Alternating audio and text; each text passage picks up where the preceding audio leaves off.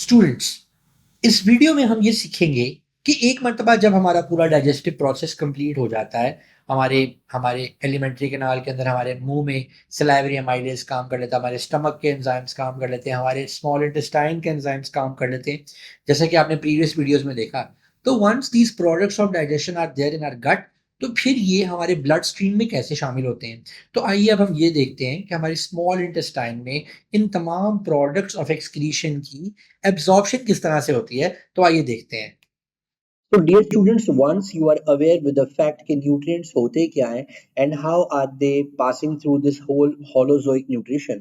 So in starting we were talking about ingestion, how we introduce food into our body system, अपने मुंह से खाना खाते हैं, ingestion, and then we talk about physical and chemical digestion. So once digestion is done, जब हमारी small intestine के अंदर ये सारे के सारे एंजाइम्स काम कर लेते हैं और हमारे खाने के को बिल्कुल बेसिक न्यूट्रिएंट्स के अंदर कन्वर्ट कर देते हैं, then in our small intestine there is a time for absorption of nutrients. So now we will talk about the thing कि भाई ये कैसे हो रहा होता है. So आपको पता है कि आपकी जो स्मॉल इंटेस्टाइन्स होती हैं,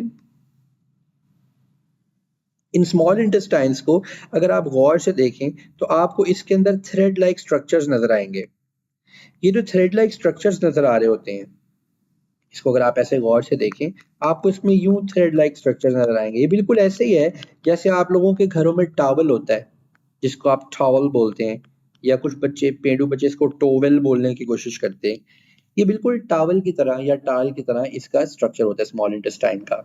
अब ये जो स्मॉल इंटेस्टाइन के अंदर ये टाल लाइक स्ट्रक्चर है, या ये जो छोटे छोटे आपको धागे नजर आ रहे हैं, ये किस चीज के धागे हैं, ये किस चीज का स्ट्रक्चर है, ये बेसिकली होते किस लिए हैं. तो इन इन स्ट्रक्चर्स को बोला है. तो ये जो स्ट्रक्चर मैंने बनाया, ये तो थी आपकी स्मॉल इंटेस्टाइन, ठीक है.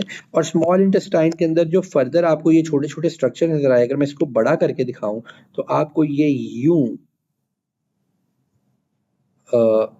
कुछ यूं नजर आएंगे जगह जगह. इन स्ट्रक्चर्स को प्यारे बच्चों कहा जाता है विलाय. सिंगुलर स्ट्रक्चर को बोलते हैं विलस और प्लूरल स्ट्रक्चर्स को बोला जाता है विलाय. और आप लोगों को ये देख के तो अब समझ आ ही गई होगी कि ये विलाय यहाँ पर क्यों बनाए गए हैं. ऐसा स्ट्रक्चर जहां पर भी बनाया जाता है बेटे, वो उसका surface area to volume ratio को इन्हांस करने के लिए बनाया जा रहा होता है. जिधर भी इस तरह आपको प्रोजेक्शन लाइक चीजें नजर आ रही होती हैं. अब ये surface area to volume ratio जो है, इसको क्यों बढ़ाया गया है? ताकि न्यूट्रिएंट्स को बहुत अच्छे तरीके से एब्जॉर्ब किया जा सके. अब इन न्यूट्रिएंट्स को कैसे एब्जॉर्ब किया जाता है, अब हम ये डिटेल में विलस के स्ट्रक्चर के ऊपर इसकी बात करेंगे. तो अभी मैं आपके सामने विलस का स्ट्रक्चर ड्रॉ करने लगा हूं. विलस के स्ट्रक्चर में प्यारे बच्चों यूं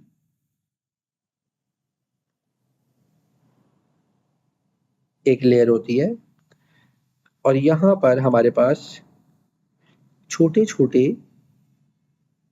डिवीजन्स होती हैं, और इन डिवीजन्स के अंदर हमारे पास ग्लैंड सेल्स भी होते हैं.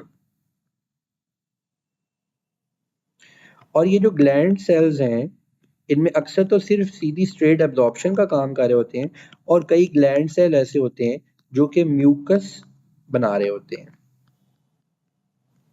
अब इसके बिल्कुल बीचों बीच यहाँ पर आपको एक स्ट्रक्चर नजर आएगा.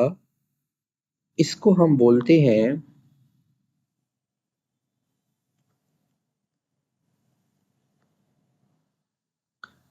लैक्टील. इसको बोलते हैं लैक्टील. इसको लिम्फेटिक कैपिलरी भी बोला जाता है. तो चलिए हम इसका नाम लिख लेते हैं एक साइड पे. इट इज लैक्टील या लिम्फेटिक कैपिलरी. कैपिलरी के स्पेलिंग तुम लोगों को याद है. उसके साथ साथ बेटे यहाँ पर आपको एक ब्लड वेजल भी नजर आएगा. एक छोटा सा ब्लड वेजल भी नजर आएगा जो यहाँ से यहाँ जा रहा है. ये जो सारे के सारे ब्लड वेजल्स हैं, इन्होंने अल्टीमेटली जाकर अटैच करना है हेपेटिक पोर्टल वेन के साथ.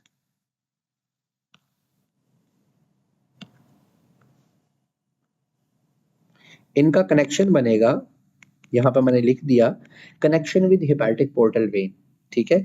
और ये जो लैक्टील और ये जो लिम्फेटिक सिस्टम यहाँ पर बन रहा है, इसने जाकर आपके लिम्फेटिक सिस्टम के साथ, ये जो लैक्टील या लिम्फेटिक कैपिलरी है, ये आपके लिम्फेटिक सिस्टम के साथ जाकर कनेक्ट कर जाएगी। बेटे याद रखना, जहां पर भी आपको ये ऐसा विलस का स्ट्रक्चर नजर आ जाएगा, वहां याद रखना you need to know about active transport. जहां पर भी इसके क्वेश्चन आएंगे बेटे, जरूर आपको एक्टिव ट्रांसपोर्ट के बारे में पूछा जाएगा। You will talk about active transport, और एक्टिव ट्रांसपोर्ट के साथ साथ आपको जहन में रखना है O2 होनी चाहिए, यहाँ ग्लूकोज होना चाहिए, यहाँ पर माइटोकॉन्ड्रिया होने चाहिए, ठीक है, क्योंकि इन तमाम चीजों से एनर्जी बनेगी और एनर्जी से आपकी एक्टिव ट्रांसपोर्ट होगी। अब आखिरी चीज जो आपको एग्जाम पॉइंट ऑफ व्यू से याद रखनी है वो ये है बेटे कि ये जब आपके जो ये विलस का स्ट्रक्चर हमने यहाँ पर बनाया, इसमें आपका फैट यानी फैटी एसिड्स ऐड हो जाएंगे, मिल जाएंगे बाइल सॉल्ट्स के साथ, बाइल सॉल्ट्स के साथ। और बाइल सॉल्ट्स कहाँ से बनते हैं? वो यहाँ पर इस जगह पर ग्लैंड्स मौजूद होते हैं जो कि बाइल सॉल्ट्स रिलीज कर रहे होते हैं। आपके फैटी एसिड्स बाइल सॉल्ट्स के साथ मिलेंगे और मिलने के बाद ये बना देते हैं सोप्स, साबुन बना देते हैं।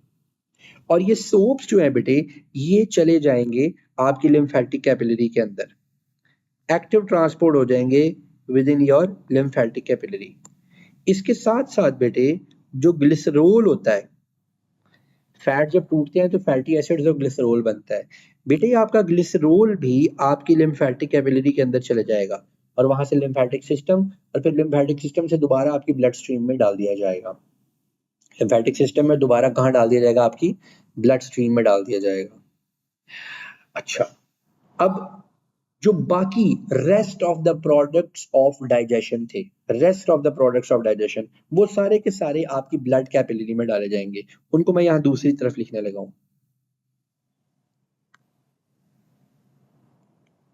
इसको मैं यहाँ से इरेज कर देता हूँ। मैं यहाँ पर लिखने लगा हूँ वो सारी चीजें। उन सारी चीजों में क्या है? आपका ग्लूकोज, आपके अमाइनो एसिड्स,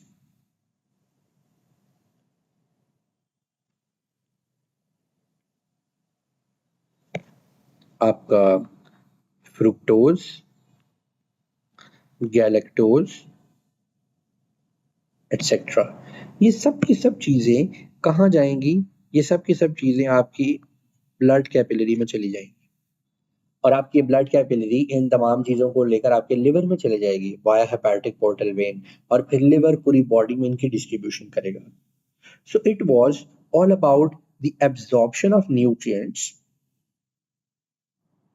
हमने ये सारी की सारी बातें जो हैं, ये हमने एब्जॉर्प्शन ऑफ न्यूट्रिएंट्स के टॉपिक में की, जो कि हमने पढ़ा हमारी स्मॉल इंटेस्टाइन के अंदर कि ये सारा का सारा कुछ कैसे हो रहा होता है।